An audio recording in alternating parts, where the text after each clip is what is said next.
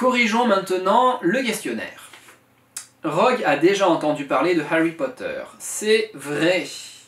Il fait l'appel et il dit, quand il arrive à son nom, « Ah oui, Harry Potter, notre nouvelle célébrité. » Donc il a déjà entendu parler de lui.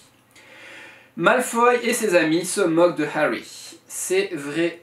Drago Malfoy et ses amis Crabbe et Goyle ricanèrent en se cachant derrière leurs mains. Et plus loin dans l'extrait, on voit une nouvelle fois qu'ils se moquent de lui. Rogue aime admirer ce qui bout dans les chaudrons. C'est vrai. Il dit « Je m'attends donc à ce que vous ne compreniez pas grand-chose à la beauté d'un chaudron qui bouillonne doucement. » C'est certainement parce qu'il trouve ça beau. Les élèves n'écoutent pas ce que Rogue leur dit. Si les élèves l'écoutent attentivement, cette entrée en matière fut suivie d'un long silence. Il y a d'autres moments où on sent que les élèves écoutent attentivement et qu'ils sont un petit peu impressionnés par le professeur. Rogue pose des questions à Hermione. C'est faux, il pose des questions à Harry. Hermione veut justement répondre aux questions, mais Rogue ne la laisse pas répondre. Et Rogue pose 2 questions à Harry. Ça, c'est faux également, parce qu'il lui pose 3 questions en tout. Rogue reproche à Harry de ne pas avoir ouvert ses livres. Oui, c'est vrai. C'est vrai, il lui dit « Vous n'alliez quand même pas vous donner la peine d'ouvrir un de vos livres avant d'arriver ici, n'est-ce pas, Potter ?» Harry réussit à faire rire Rogue et les élèves en même temps. C'est faux, il arrive à faire rire les élèves, mais ça ne fait pas rire Rogue du tout. On nous dit que Rogue n'avait pas l'air content. Rogue, en revanche, n'avait pas l'air content. Donc s'il n'a pas l'air content, on suppose qu'il n'est pas en train de rire. Un bézoard est une plante. C'est faux, c'est une pierre que l'on trouve dans l'estomac des chèvres. Et c'est vrai, hein. Dans d'autres ruminants d'ailleurs. Rogue laisse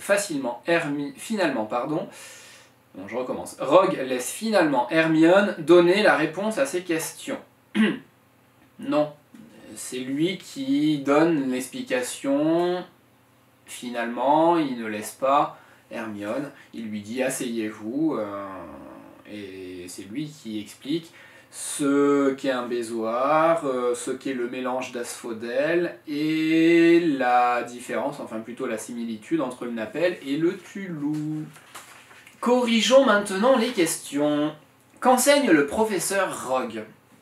Rogue dit que les élèves sont ici pour apprendre la science subtile et l'art rigoureux de la préparation des potions.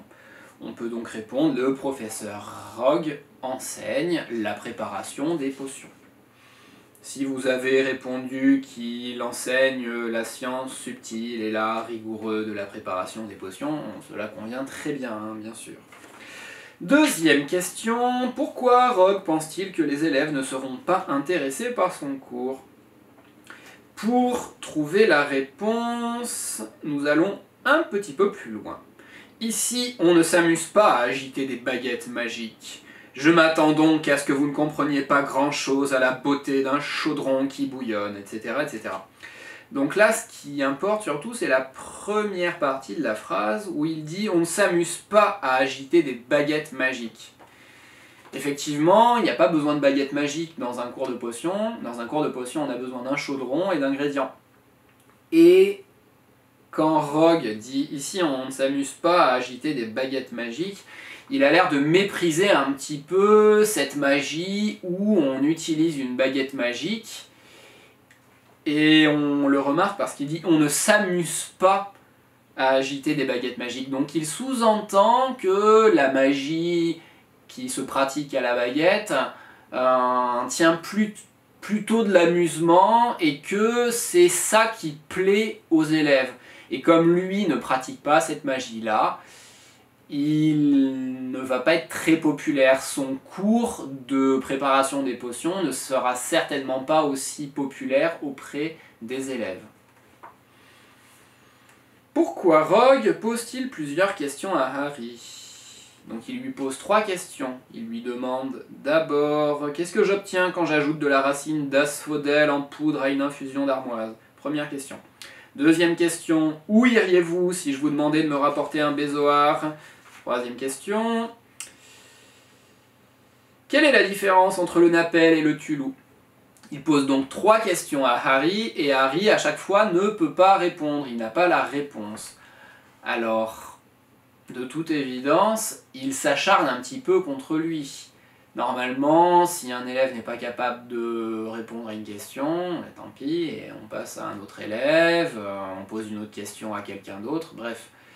Là, Rogue semble vouloir embêter Harry en lui posant des questions à la chaîne, tout en sachant que celui-ci aura beaucoup de mal à y répondre. En plus, il y a ça, c'est qu'il pourrait ne pas poser de questions du tout, et considérer que c'est le premier cours, qu'ils sont en première année, qu'ils ne sont pas censés savoir, ne pas censés connaître les réponses à ces questions-là.